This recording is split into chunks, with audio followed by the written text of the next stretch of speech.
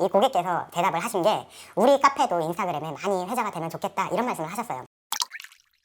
안녕하세요 여러분, 김정현입니다. 제가 인테리어 상담을 다니다 보면 고객께서 어떻게 하고 싶다는 말씀을 해주시기는 해요. 근데 이렇게 말씀하시는 내용들이 대부분 추상적이라서 뭘 어떻게 하고 싶은지 정확하게 알지 못한 상태로 뜬구름 잡듯 인테리어에 들어가게 되면 고객 입장에서는 10중 8구 만족스럽지 않은 결과물을 가져가실 소지가 높아요. 또 사기를 당한다거나 아니면 공사 도중 갈등 상황에 놓이게 되는 경우가 흔히 있어요. 오늘은 이런 상황을 어떻게 하면 피할 수 있는지에 대한 말씀을 좀 나눠보려고 합니다. 영상 보시기 전에 좋아요하고 구독 많이 눌러주시면 좋겠습니다. 저는 주로 상업 인테리어를 하니까 고객을 만나게 되면 어떤 카페를 만들고 싶으세요? 어떤 헬스장을 만들고 싶으세요? 이런 질문들을 해요. 그러면 고객께서는 밝고 화사한 카페가 되면 좋겠어요. 심플하고 단정한 헬스장이 되면 좋겠어요. 이렇게 말씀들을 해주시는데 여러분들께서 지금 밝고 화사한 카페나 심플하고 단아한 헬스장 어떤 모양인지 상상이 가시나요? 저도 고객께서 이렇게 말씀을 하시면 도대체 어떤 카페를 만들어야 할까, 어떤 헬스장을 만들어야 할까 머릿속에 그려지지가 않아요. 이 정도 정보를 주셔가지고는 인테리어 회사가 마치 마술처럼 고객이 원하는 결과물을 딱 만들어낼 수가 없는 거죠. 근데 고객 입장에서는 전문가에게 맡겼으니 내가 원하는 바를 잘 만들어 줄 거야 라는 신뢰를 가지고 이 일이 시작이 되죠. 공사 과정 중에서 고객이 현장을 보시고 납득이 되지 않거나 내가 원하는 방향과 좀 다른 방향으로 가는 것 같다는 생각이 들기 시작하면 회사에 대한 믿음이 살살 줄어들기 시작해요. 이때부터 갈등이 시작되는 거예요. 그리고 많이 개입을 하시게 되겠죠. 이런 건 이렇게 바꿔줘라. 나는 이런 걸 원한 게 아니니 뭐 저런 모양으로 만들어줘라. 이렇게 요구하기 시작하시는데 그러면 회사 입장에서는 당연히 추가 비용을 청구를 할 거예요. 서로 기분 좋지 않은 상황이 생겨나는 거예요. 그래서 인테리어 상담을 시작할 때는 내가 원하는 비슷한 사진이라도 몇 장 보여주신다거나 아니면 내가 이 매장을 운영하고 있다는 상상을 이미 충분히 해보시고 정확하고 구체적으로 나는 어떻게 운영을 할 거다 라고 의도를 말씀을 해주셔야 돼요.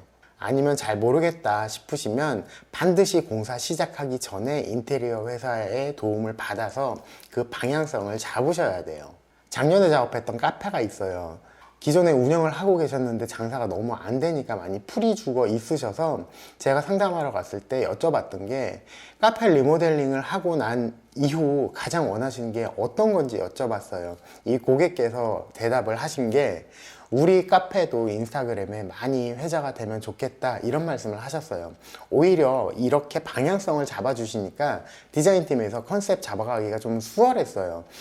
인스타그램에 자주 오르내리려면 카페 구석구석 다 포토존 같은 느낌이 있어야 하겠다라는 생각을 가지고 컨셉을 잡아가기 시작한 거죠. 작년에 작업을 하고 이 카페는 고객이 원하셨던 대로 인스타그램에 자주 오르내리는 카페가 됐어요. 지금 보고 계신 이 카페인데 한번 확인해 보고 싶으시다면 인스타그램에서 달빛 여수라고 검색을 해보시면 바로 많이 검색이 되는 거를 보실 수 있을 거예요. 지금은 좀 분위기가 가라앉아 있지만 몇 년 전에 크로스핏이 한참 성행하던 때가 있었어요. 당시에 크로스핏 박스 작업을 해드렸던 고객이 계신데 이 고객께서는 저희가 기존에 작업했던 그 크로스핏 박스를 가보시고 오셔서 이렇게 말씀하셨어요.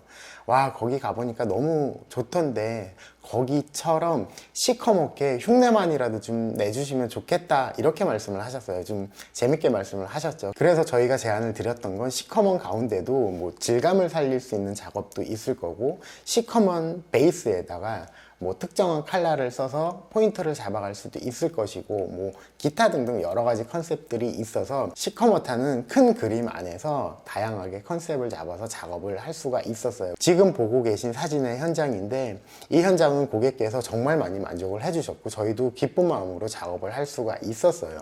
또 동물병원 하면 생각나는 이미지 있으시죠?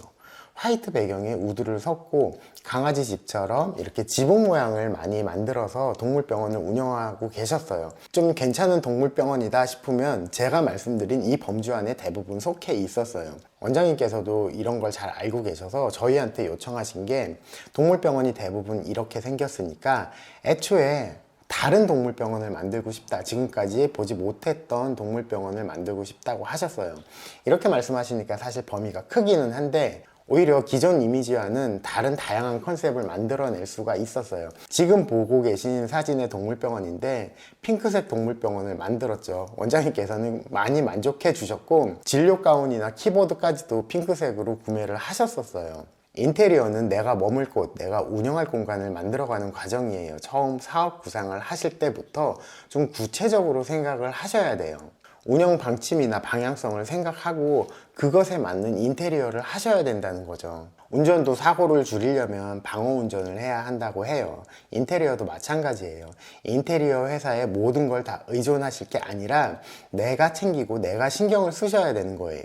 작업을 준비하는 과정에서 내 의견을 충분히 말씀을 하시고 인테리어 회사와 협의를 충분히 하셔야 앞으로 혹시 생길 수도 있는 사기 아니면 인테리어 공사 도중 발생할 수 있는 갈등을 줄여 나가실 수 있어요. 그래서 오늘의 결론은 인테리어는 내 걸 만들어가는 과정이에요.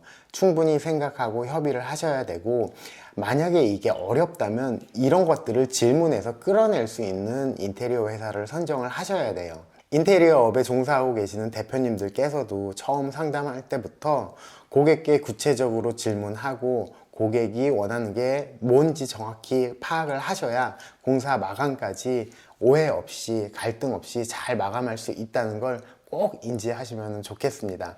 오늘 영상은 여기까지 하겠습니다. 감사합니다.